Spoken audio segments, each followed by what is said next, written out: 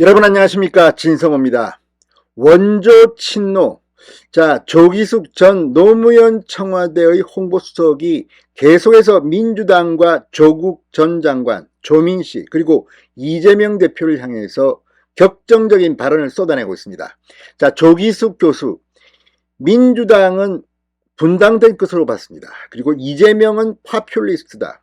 무엇보다 조국 전 장관 부녀가 총선에 참전한다면 민주당은 폭망할 거라는 예상을 했습니다.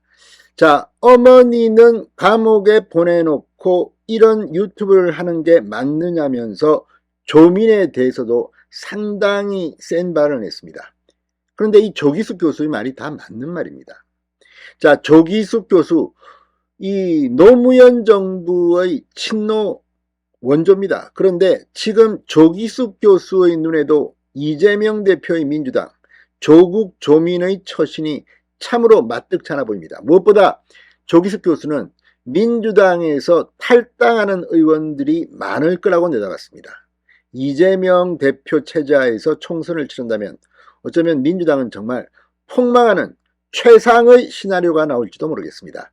진성호의 융단 폭격 시작합니다. 더불어민주당을 융단 폭격합니다.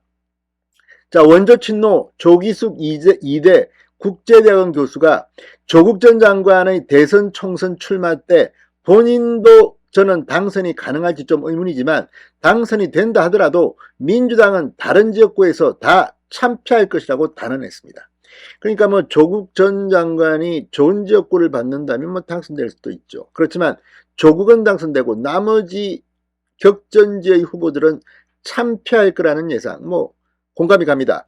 자, 조기숙 교수는 KBS 라디오 주진우 라이브에 나와 총선 군불 떼는 데에도 딱선을 긋지 않으니까 결국 조국 장관이 출마한다는 얘기가 나돈다고 말했습니다. 왜 그럴까요? 조민은 안 나온다고 한 것 같은데 조국 전 장관은 딱 이렇게 말하지 않았습니다. 지금 재판을 받고 있고 1심 판결까지 나왔습니다. 그런데 본인 재판 받는데 유리하다고 판단했을까요? 아무튼 조국이 지금 김남국 이상으로 민주당에 총선 악영향을 미칠 거라는 예측이 여기저기서 나오기 시작합니다.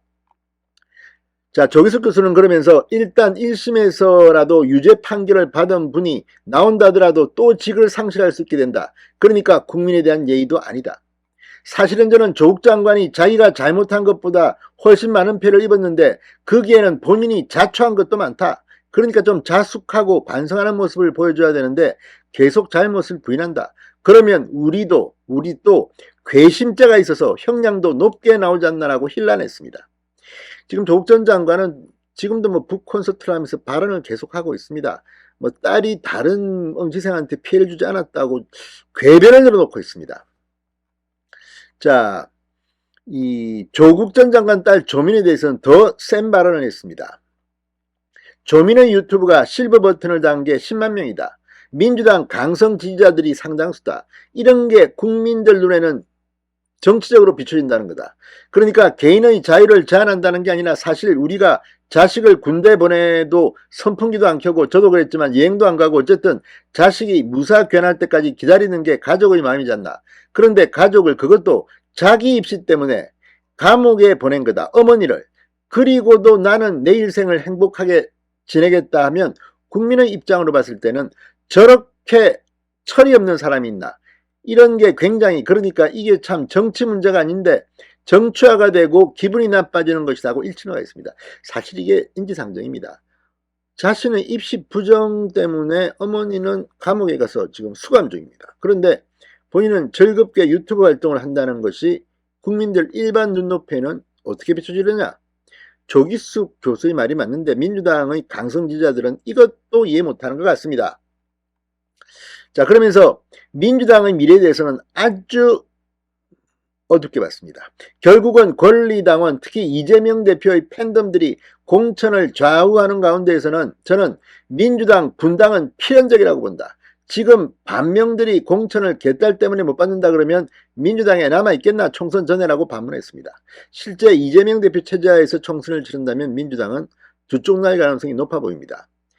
진행자가 이에 공천을 못 받아서 나간 사람들이 만든 정당이 그렇게 힘을 쓸 수 있을까라고 반문하자 조 교수는 이번에는 좀 분위기가 다르다.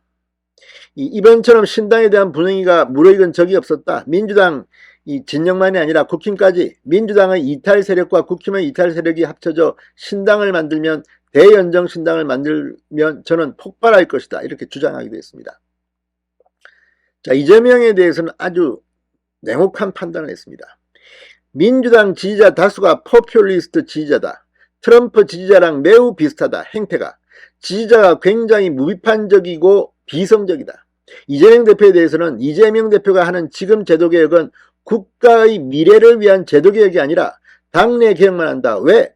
자신의 친권을 강화하기 위한 제도개혁을 한다. 대표적인 게 대의원 폐지 같은 거다.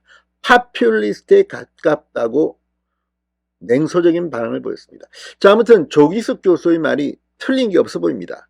민주당 정말 조 교수의 말처럼 내년 총선에서 폭망할 것 같습니다. 그리고 조국, 조민, 부녀가 여기에 기름을 붓고 있습니다. 진성호의 융단 폭격이었습니다. 여러분 감사합니다.